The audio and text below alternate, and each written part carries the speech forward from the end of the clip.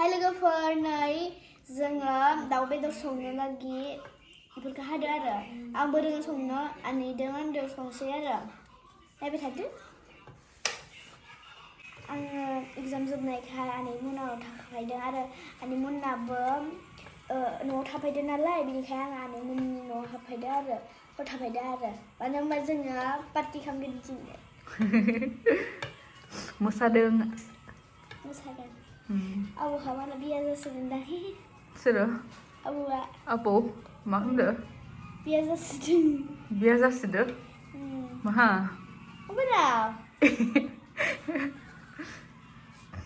जिनो रोङो दा मा संनो रोङो नोङो आङो दाउ बेदर संनो रोङो अमा बेदरबो संनो रोङो ओमफ्राय दालि ओंखाम ओमफ्राय गैला ओमफ्राय दावदै फ्राय खालामनो रोङो साहाखौथ' माहाय फुदुंनो रोङो मा क्लासाव फैयो नोङो क्लास 4 ओमफ्राय दायो एग्जाम जोबनायखाय क्लास 5 आरो दायो क्लास 5 जाबाय मबेयाव फरायो मा स्कुलाव फरायो खिथादो डन बस्क' स्कुल काबिरालि फ्रम कबिरालि आरो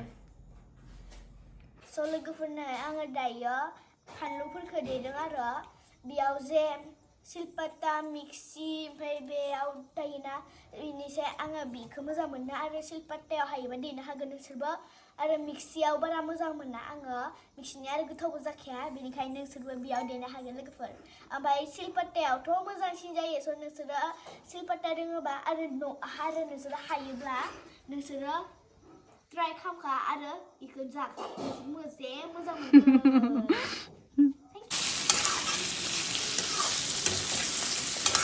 हेल' लोगोफोर हनै आनैया मैगं संदों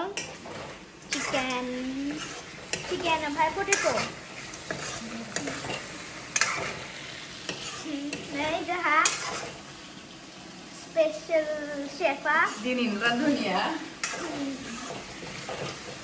गोथाव जायोना जाया नायनोसै गोथाव जाबाला बेखौ स्पेशल शेफ होननानै नाम दोनसै आरो खोबसिगोननो ओमफ्राय बे बयल लाफा